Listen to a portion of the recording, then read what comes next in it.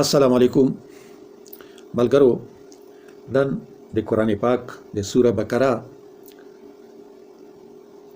4 یعنی 64 نمبر آیات دې به ترجمه کوو او وسره په دغه ترجمه کې د انګریزي ترجمه به په حاشیه کې اردرومي او اردو ترجمه به په حاشیه کې اردرومي. نو ملګرو ورسته چې کوم آیات تلاوت کړو نو په هغه آیات کې الله تعالی دوی باندې چې څه وخت تورات نازل کړل نو او بیا دوی دا حضرت موسی علیه السلام ته ویل چې د تو الله به موږ علمانو چې موږ په خپل سترګو وکسو.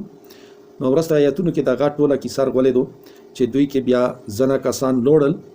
نو حضرت موسی علیه السلام سره کوه تور ته نو هغه کې چې څو وخت دوی دی الله تعالی تجلی او قتل نو دوی مړ شول. نو موسی علیه السلام ته وی چې یا الله دا خو دوی ټول مړ شول.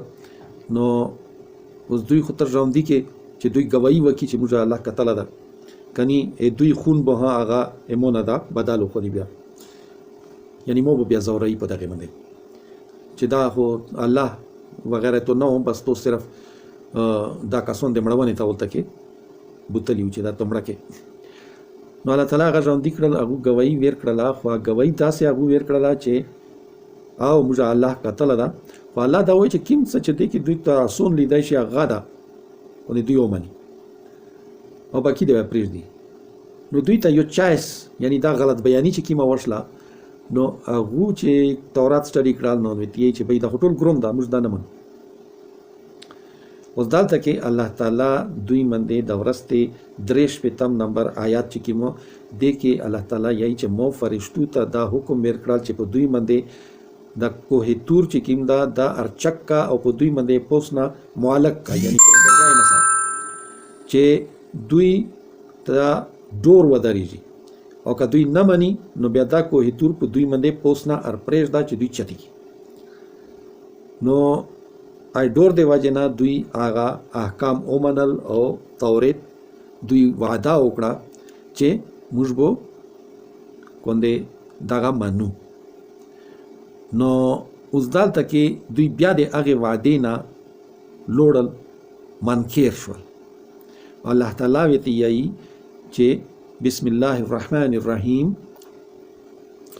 ثم تولیتم من بعد ذلك ثم تولیتم بیا توسو مخونه اوړول من بعد هغه نه پاس یعنی چې څو وخت توسو نمو دغه وعده وخستله نو هغه نه پاس من بعد ذالک یعنی دغه واقع نه پاس چې توسو د کوه تورې ډورا ومنل ارسه نو توسو هغه په وجود دغه دینه مخونه مو اوړول.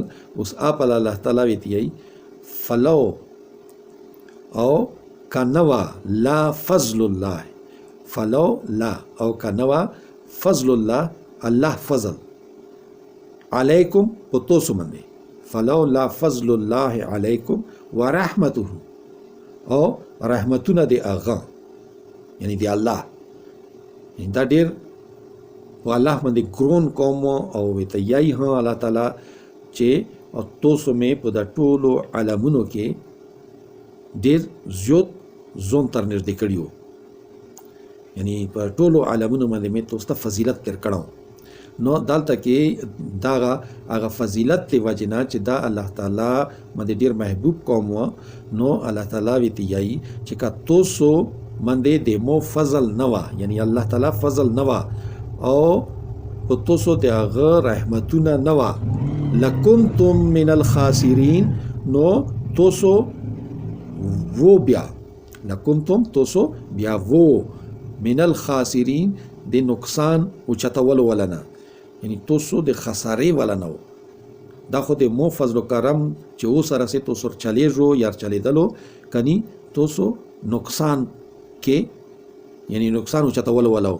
وګوره الله تعالی په سوره عصر کې ها دا یای انسان ته دا یای چې والعصر ان الانسان لفی خسر چې د مزدیګر وخت یا د وخت یا د زمانه هغه قسم خوري هغه چې دغه انسان چې کوم ده بېشکه دا انسان چې کوم ده دا په خسارې کې ده. خسارې کې څرنګه ده چې اوس که موږ خپل وجود ته سوچ وکړو که نه نو موږ وجود نشته، موږ خپل هېڅ شی نشته.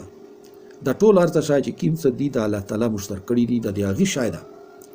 ځکه چې څوک وفات شي نو موږ څه یو انا لله و انا الیه راجعون، دا د الله و او الله طرف ته وړل.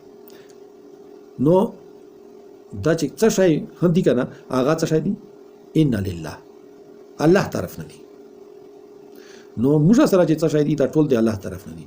اوس الله تعالی دې پر څه یې چې دا نقصان کې ته یې ویل چې ته د مو قرضدار یې. اوس که ته د مو احکام منې الا الذين آمنوا وعملوا الصالحات، دا په سوره عصر کې او دا خبره دلته کې الله تعالی یې چې فلولا فضل الله علیکم ورحمته لکنتم من الخاسرین. تاسو خو ډېرې نخرې وکړلې، آخر دی حد راسې ځای تاسو سره لوړلو چې په تاسو باندې مو اوس نه کوهې تور ار ونیوال چې منو که نه منو کني لوړلو غرق شولو. تاسو یې ډور نه هغه خو تاسو ومنل، خو چې بیا هغه کوهې تور دی تاسو نه لرې شول، تاسو اوس بیا مخونه مې نه وړول.